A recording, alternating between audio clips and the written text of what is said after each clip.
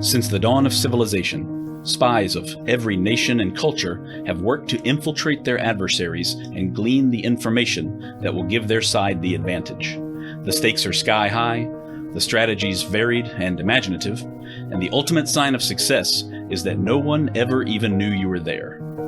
In each episode, we will explore the moral and ethical gray zones of espionage, where treachery and betrayal go hand in hand with cunning and courage. This is the Spycraft 101 podcast. Welcome to your clandestine classroom. This is episode number 19 of the Spycraft 101 podcast. I'm excited to be speaking today with Dr. Richard Wooldridge. Dr. Wooldridge is the founder of the Combined Military Services Museum in Malden, United Kingdom. He's been a collector of militaria since he was a young boy, and gradually that fascination with military history led him to found a charity and subsequently open a museum dedicated to British military history in 2004.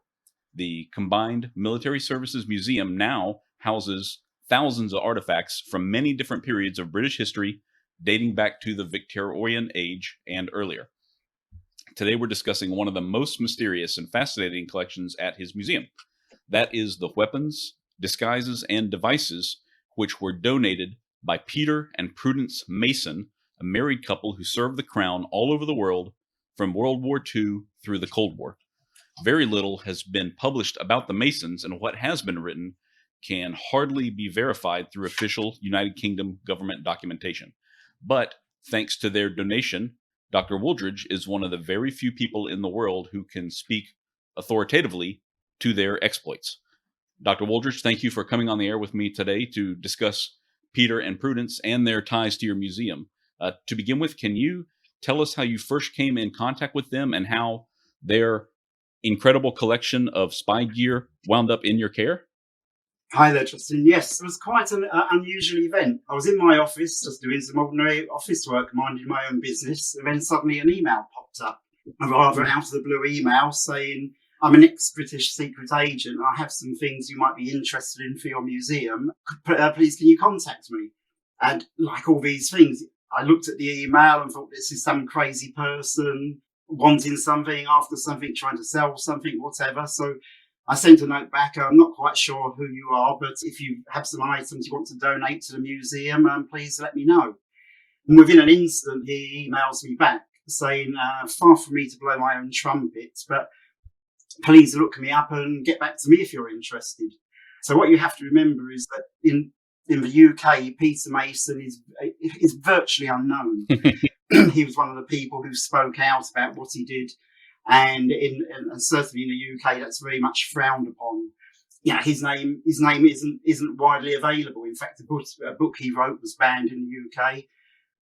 So there was very little people knew. But obviously, when I looked him up, much more so in the US, found there was quite a bit of information about him. And I thought, oh my word, what have I said to this guy? So I quickly made my apologies to him, and a correspondence struck up, and that's how we got to meet Peter and Prue. That's amazing. It's amazing to me that there's more information on a British agent couple in the United States than there is available in the United Kingdom. I understand that Peter served in the Special Operations Executive and then later on in the Special Air Service during the Second World War. So can you go ahead and start off with his history and tell us what we know about his actual time in the service? Yes. So again, if you try to look into the archives, there's very little there because, like all such people, if you search anybody you believe to be an agent, you're not going to find much information out. So there's no surprise there.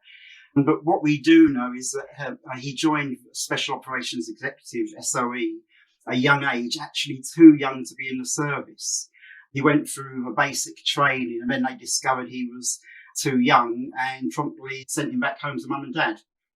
Having done that, because he was so bold and brazen and wanting to take part in special operations, when he did become of age, he managed to get himself into the SAS. It was right at the end of the war, so his Second World War service as such wasn't particularly of great importance to what he did.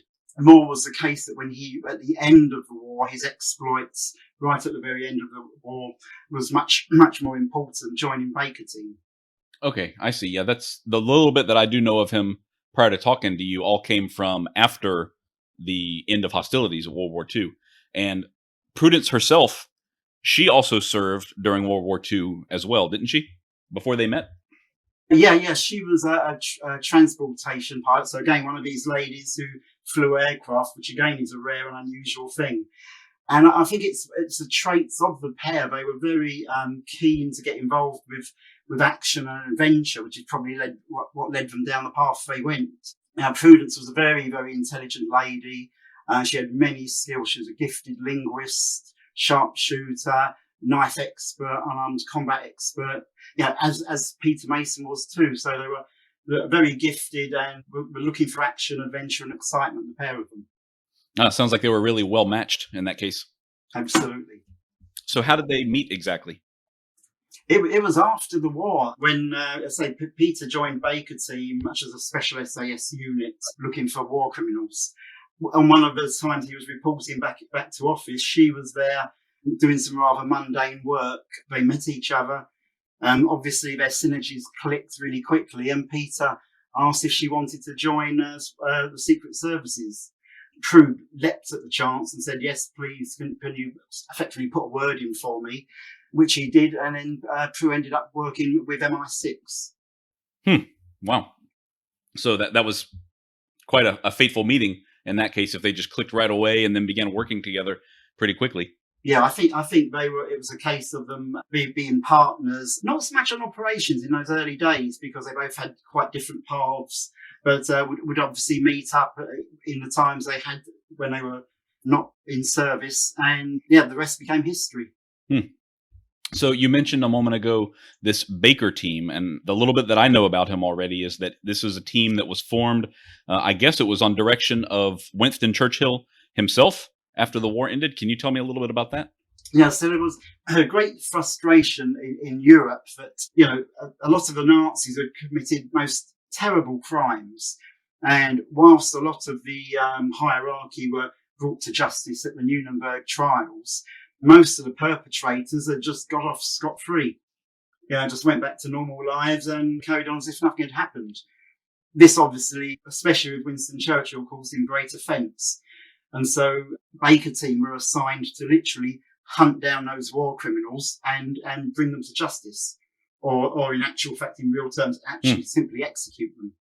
Okay, I don't recall exactly how many were convicted at Nuremberg off the top of my head, but there were thousands of people at lower levels, I guess, that were involved in the actual carrying out a lot of these Nazi war crimes that were not high-profile decision makers, but they still took part. Is that right?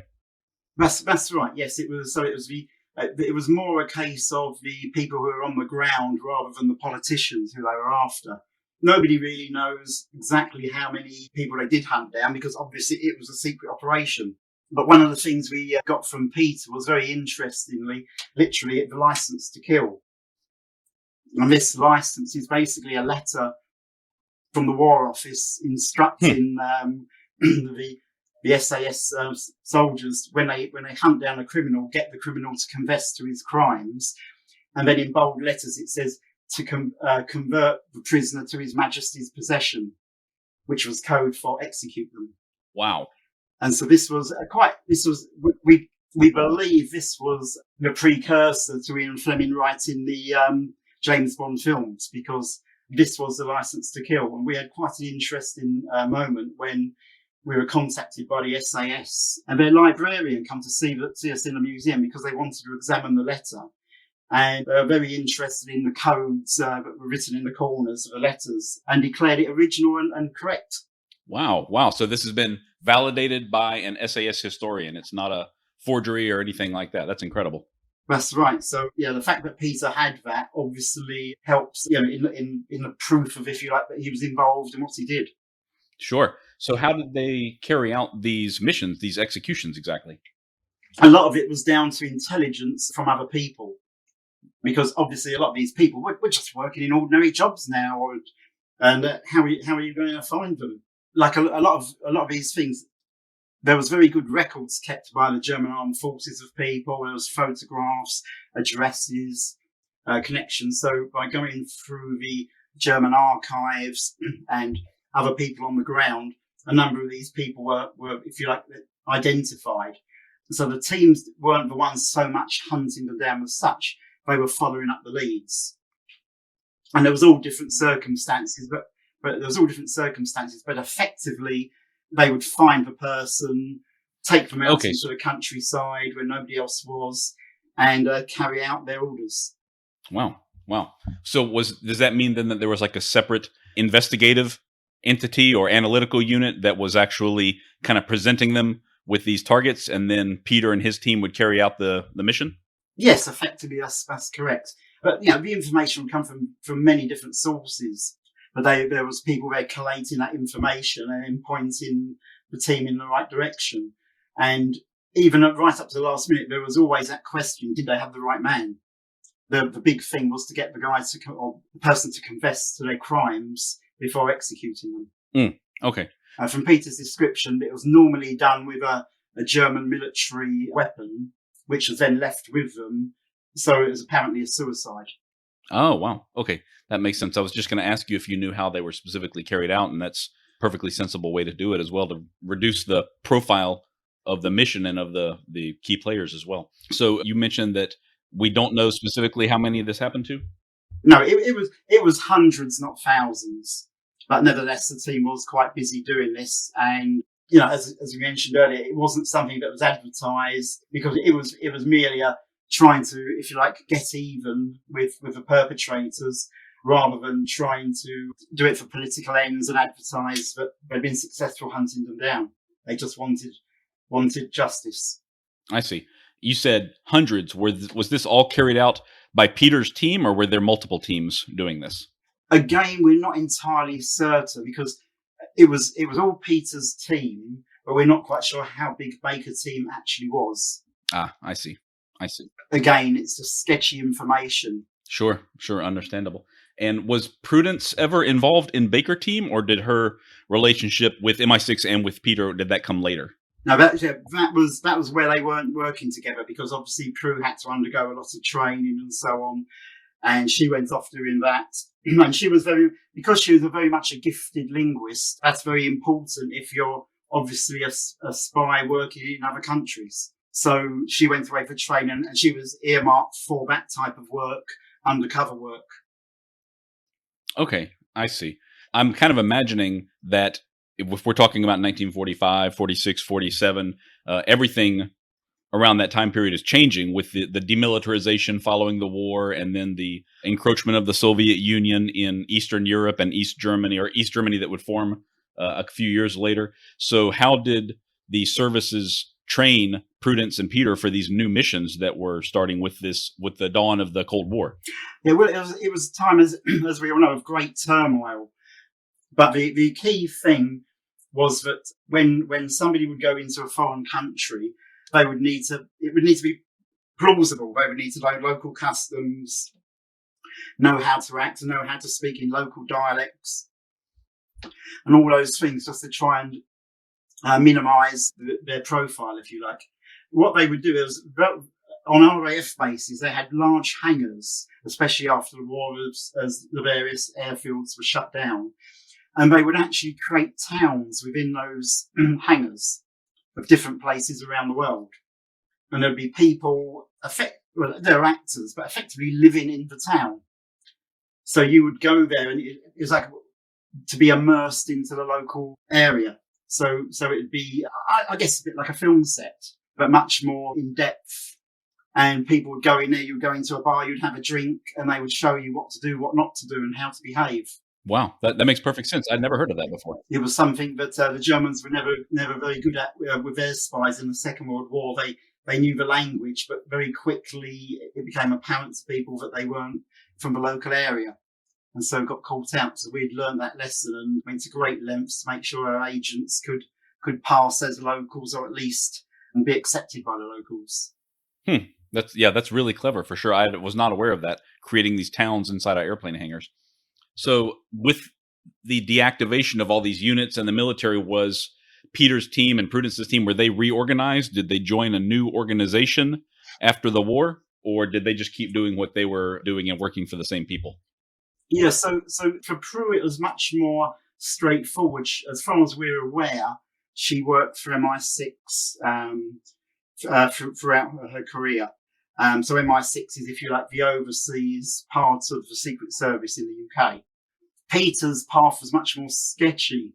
We have evidence of him working with certain units, but what was for sure, he moved around a lot more, working with different units for different missions. And so the information is much more sketchy. I mean, in fact, if you try to search for Prue now, it comes up effectively as a blank, and just as you shouldn't be. She has what we call it in the UK a D notice, which is something that says to the press and the like, don't ask any questions. Okay, so this D notice prohibits publication of anything about Prudence or discussions of her or anything. That's still in effect even so long after her service? Yes, open discussions, people investigating further into their careers and so on. Yeah, that's not allowed. With Peter, there's much more of a blank, although we have had confirmation from several different sources that Peter was part of these various teams. As I said earlier, it's very difficult to actually get information. Okay. If you picked out any known secret agent from the past and try and find information about them, there's very little you're going to find. I see. Is there any anticipated expiration date of this D notice? Can we expect any official documents about Prudence or Peter to be released at some point in the future? Yes, we would expect so. Normally, there's 25-year cycles that happen, so things get reviewed every 25 years, and then either continue to be put onto the secret list, as it were, or information is then released. But at this moment, you can't find information. Okay, well, I hope that will be released again soon, because I know we'd all love to read more official stuff about him and about her as well. Sure. So I know that Peter was an avid collector of knives and other weapons, from what I've read, because a lot of those have been donated to various places, and it comes up in knife collecting forums and that kind of thing occasionally. I know that also, I've read that he did a lot of collecting and trading in post-war Germany, and there was kind of a black market for weaponry after the war. So do you, at the museum, do you have any of his knives or weapons in the museum collection right now, or any stories to share about them? Yeah, we're very fortunate to have a huge collection. Our collection is, as far as we know, the biggest there is about, and it's very comprehensive, ranging from, especially on the knife side of things, very early Feb and Psych knives, different prototype knives, a lot of what we call plunge daggers, so things like effectively like a knitting needle that used for stabbing, lapel knives, which are things that are held underneath your collar, and you can pull them out with finger and thumb and use them for slashing. So very much concealed weapons. There's a huge collection. In fact, there's a book's worth to write about that in its own right. So we've been very lucky with that. Also, very unusual things like famous stories from the Bulgarian umbrella, which was used on London Bridge to poison somebody with a poison pellet, a cyanide gun, poison pins. There's lots and lots of spy gadgets that Peter's donated to the museum. That's fantastic. I'm really looking forward to being able to see it all myself the next time that I come over to the United Kingdom as well. Do you know if any of these were used by Peter on any active missions, or were they just things that he picked up along the way, or what exactly? Peter was very good to everything he gave us. He gave any information he had about them too. And it's one of the important things in a museum service that it's what we call provenance. So if you've got if you had a cigar on the side of your table, it's a cigar, it's a worthless thing. But what if it's a cigar that Winston Churchill smoked? Oh, of course. It's something much more important. But unless you have that documentary evidence, the item is just nothing. So so Peter wrote everything down, and in the museum service we've recorded all that word for word, the description. So yes, there is a lot of stories about the various artifacts. Some we displayed about basic outlines with when you actually visit the museum, so you can read some of those stories. Okay, great. Yeah, I definitely look forward to that for sure.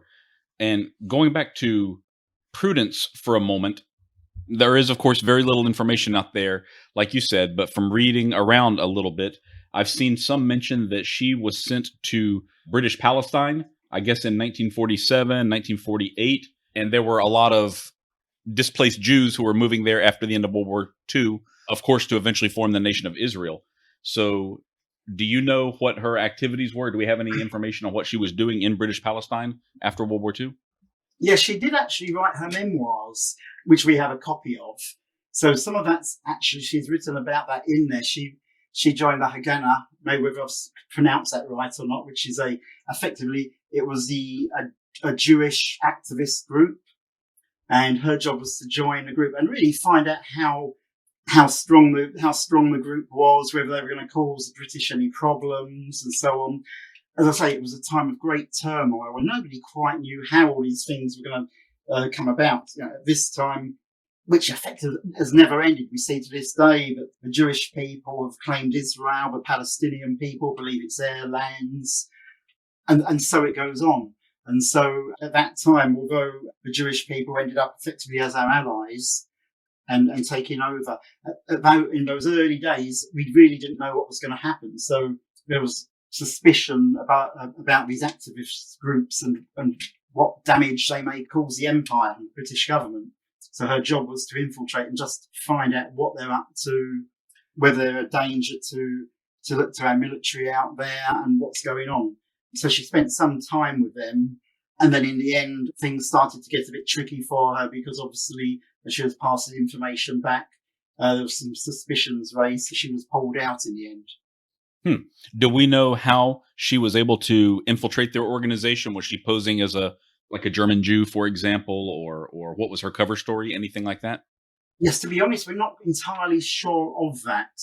Again, it's sketchy information, but effectively, from what we understand, is that she was out there and was sympathetic to the cause and joined with wanting to help and wanting to be an active member of the team, which they did accept her into that. Again, being a linguist was invaluable to her, both actually to infiltrate it and at the same time useful for them because she could speak the other languages, so she could understand what other people were saying. So that has served her well throughout her life. I can imagine. I do know that in the early days, the Haganah was seen as a real threat because I think there were some targeted killings of British occupying forces in British Palestine. At that time, policemen were being shot while they were out on their beat and that kind of thing. So things have changed a lot since then, of course, but I can for sure understand why they would want to infiltrate this organization and find out what their intent was. For sure, yes, absolutely. So that was something that she did on her own, from what I understand. What other missions did they take on together? Did they act as a married couple undercover later on? Yeah, later on after the war, very clearly the Cold War period, they worked together behind what was then the Iron Curtain. There was a rather strange travelling Wild West show for which they both joined into in order to sort of move around and again infiltrate the area. And Prue's job would be very much to try and bring back equipment, bring back information, and so on, which she would find on their travels. So they did operate together for quite some time. I don't think particularly as husband and wife, but more as an operational team. Okay, I see. I have seen photos of them dressed up as cowboys, like these promotional photographs for this traveling show of theirs. Can you tell me a little bit more about this traveling show? Was the entire thing a cover, the entire operation, or was it just their role within this traveling show that was secretive? It was, but the actual thing was real, if you like. The travelling show was real, but they played a very major part of it, which was purely a sham. Although they did the Wild West bit in the show, but it was simply to give them access to the various areas that they wanted to travel in. As I say, a rather strange way of doing it, but I think maybe because Peter was never going to be passed off as a Russian, it was easier not to even try to be a Russian, but just simply be a British person impersonating an American, actually, of course.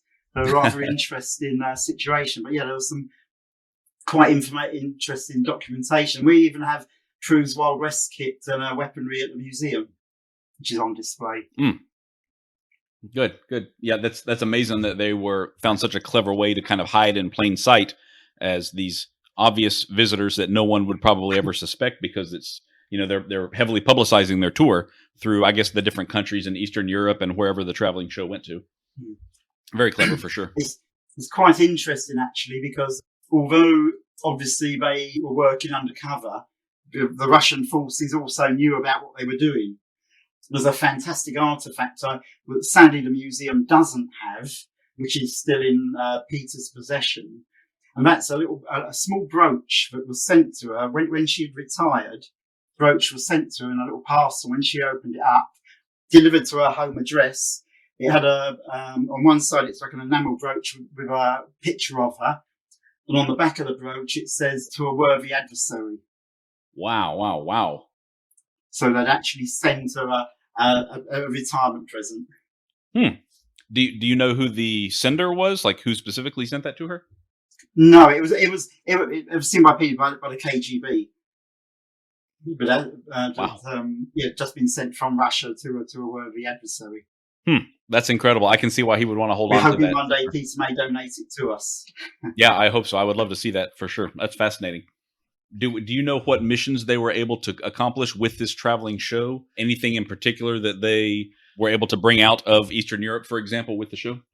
There was a number of things they did, but again, stories from Peter, not from other sources. So these are just stories that we had from them. But some of their biggest exploits was not actually whilst they're in the circus as such. It was when they obviously went away from it, doing various things, and they would have to cross back into Western Germany with, it could be defecting people, it could be equipment, various things. And there's some very interesting stories about how they've had to sort of effectively smash through the barriers and escape and have a little bit of a gunfight on the actual borders. We can't verify it, but the stories are out there. So they were very much hands-on people.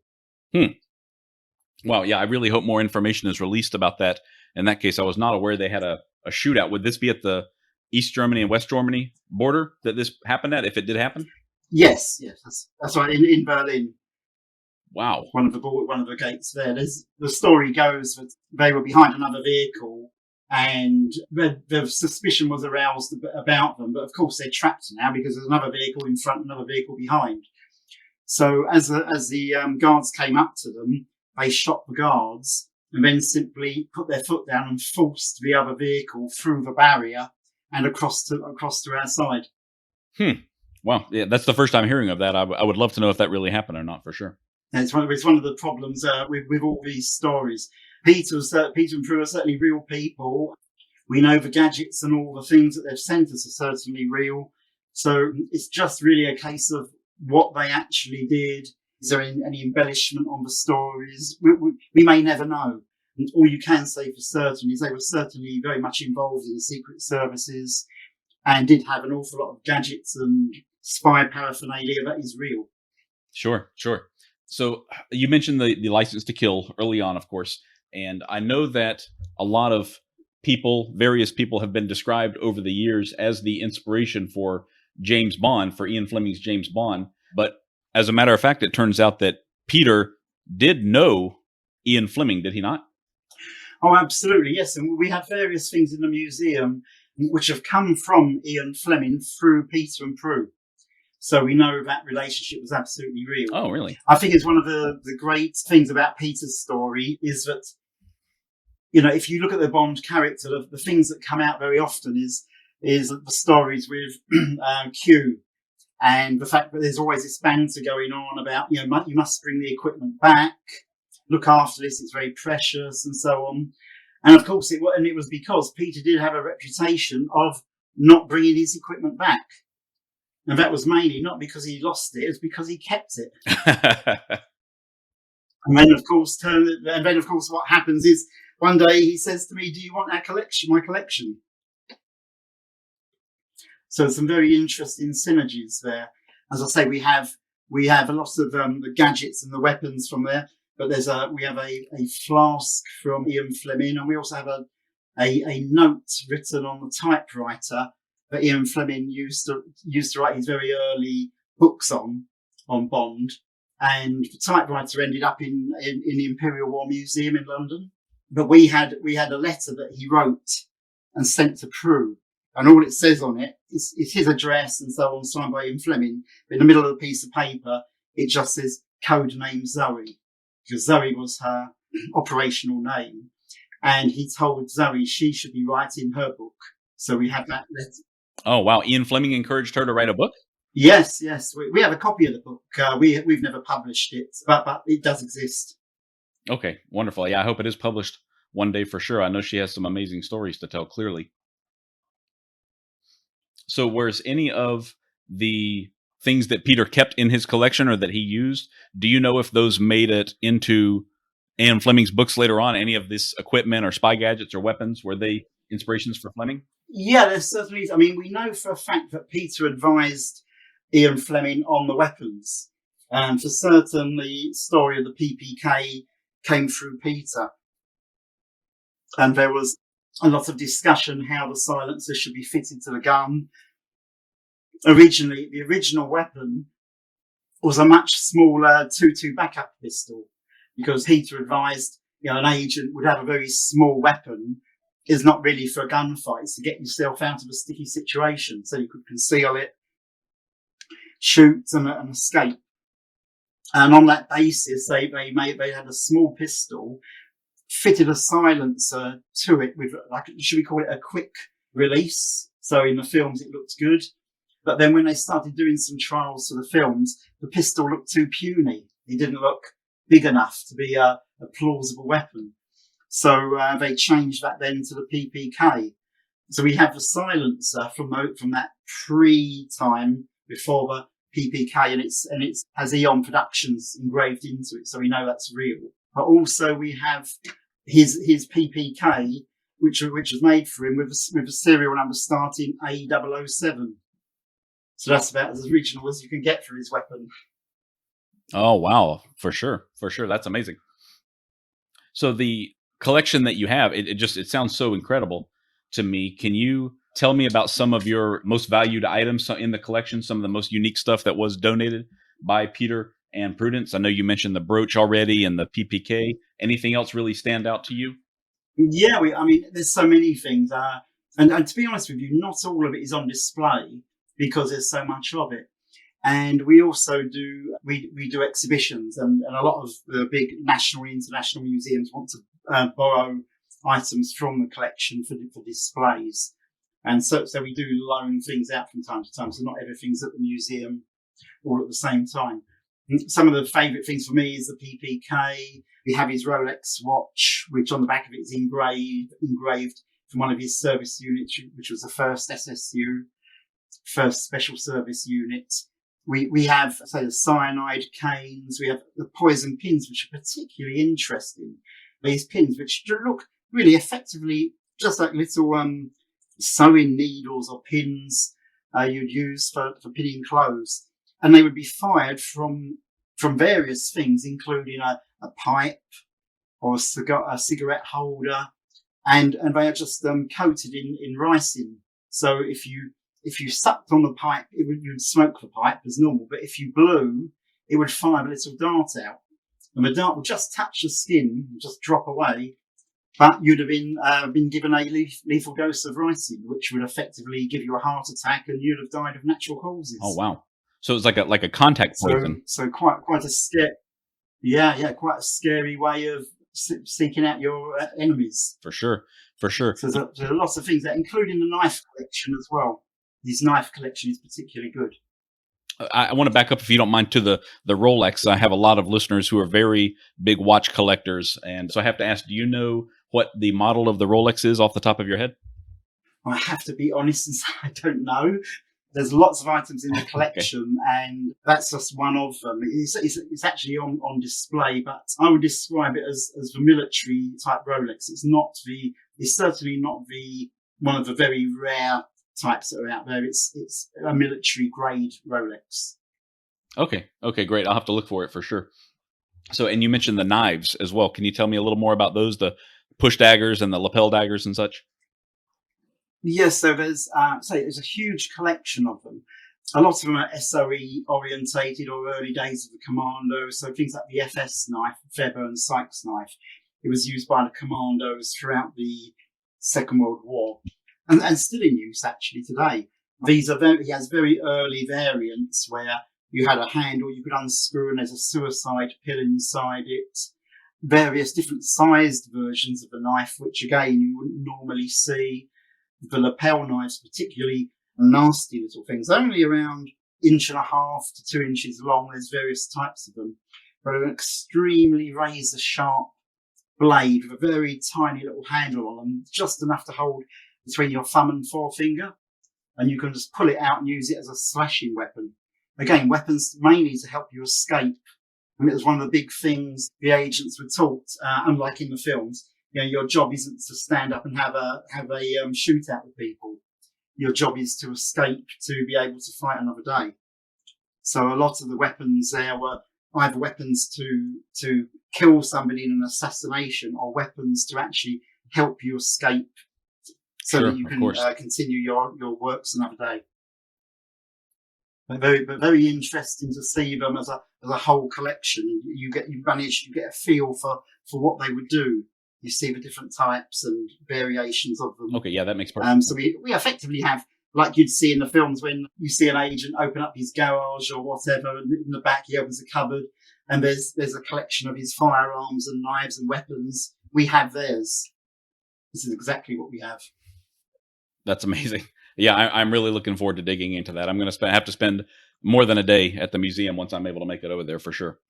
So this collection at your museum is not the only one out there. I know that there was a collection that he donated also to the Museum of World War II in Massachusetts, but unfortunately that one closed down kind of unexpectedly in 2019. So do you happen to know if he donated to any other places as well? Are there any other items of his that are out there kind of floating around on the private market or in other museums or anything like that? Yeah, but there was, sadly, we didn't hold the only items of Peter's collection.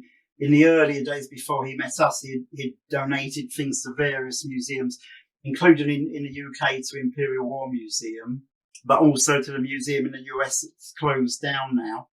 But there was a few items. I mean, one of the items we had, we know was held on display in the CIA headquarters, because we had a letter from them when it was the CIA actually sent us the artifact. There was a letter there with it from them, so we know that's where that had been for some years. So certainly there's some items out there. But as I mentioned earlier, one of the greatest problems with these items is provenance. So there may be another knife out there, say, that belonged to Peter or Prue. Unless there's some sort of documentary evidence with that, very quickly the story is lost and it just becomes another knife. So if anybody out there does get to hear of any items from Peter and Prue, please let us know, because even if they weren't destined for us, we'd like to record them so we know where they are and the story is kept alive. Of course. So I understand that Peter is still alive. I believe Prue passed away a few years ago. Do you know about for how long they actually served the crown? Do you know when they finally retired from the service?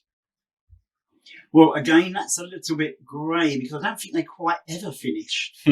Even after the war, Peter served with the various secret services, and that went on into the 1970s. So it was a full career. And he was obviously quite lucky to actually have survived that entire thing. But after he retired completely, he moved to Canada, and then from time to time worked with US services and the CIA.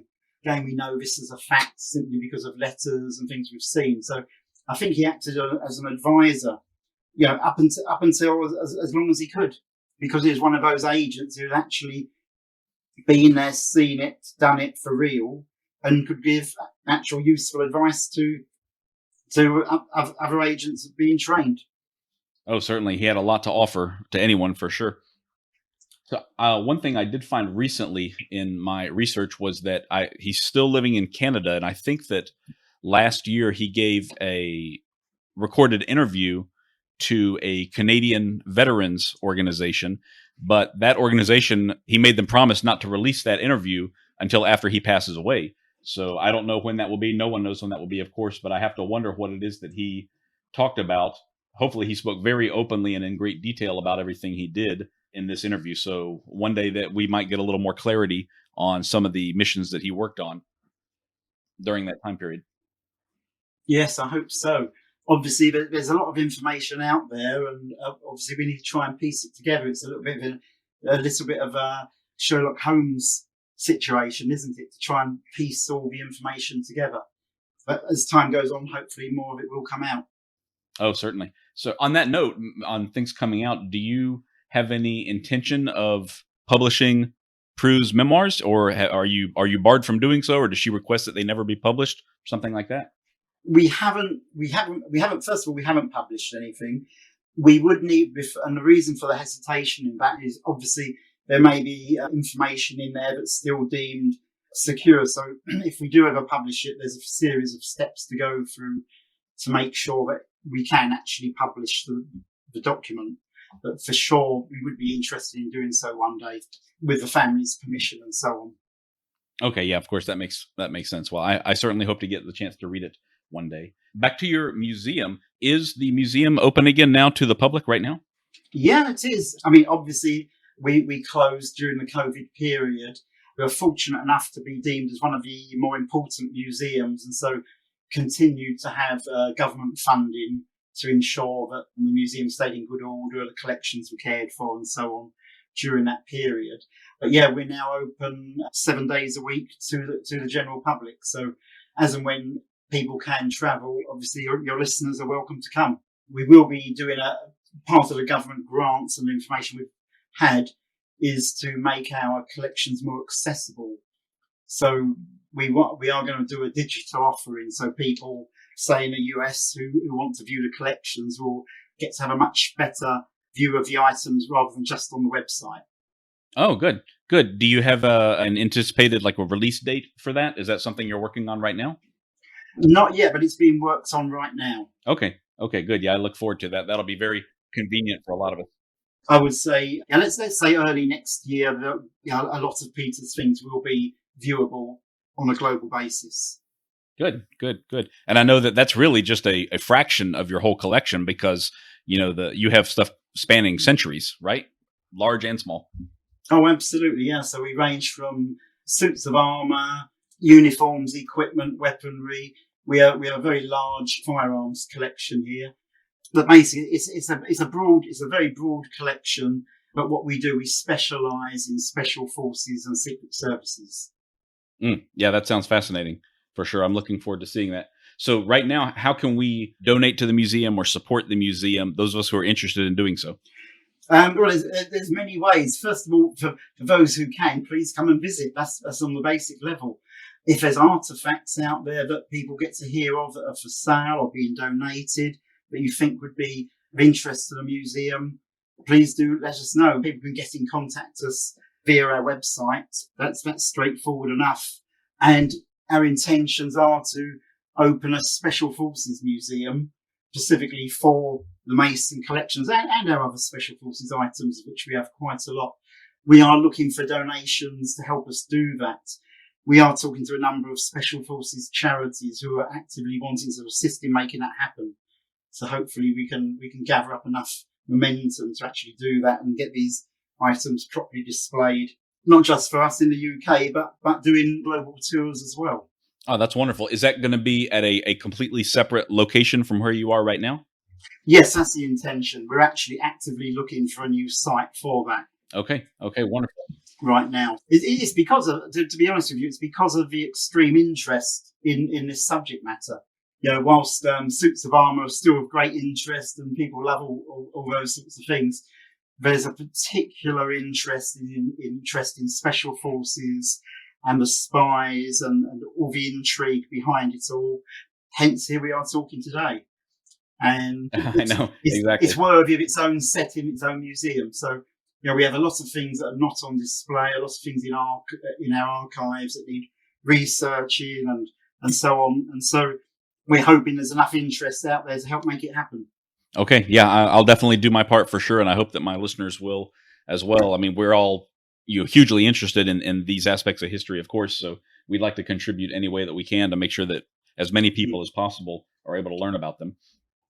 Well, Dr. Wooldridge, this has been really fascinating. I really appreciate you taking the time to talk about all this, and I certainly look forward to meeting you one day in person and seeing all of these artifacts myself, and hopefully future generations will as well.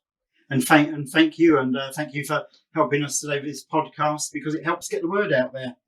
Yes, I love spreading the word about this kind of thing. I love to read about it and learn about it and research it, and I know that my listeners love to hear about it all as well. And so I really appreciate you coming on and telling us these stories. Thank you so much. Thank you.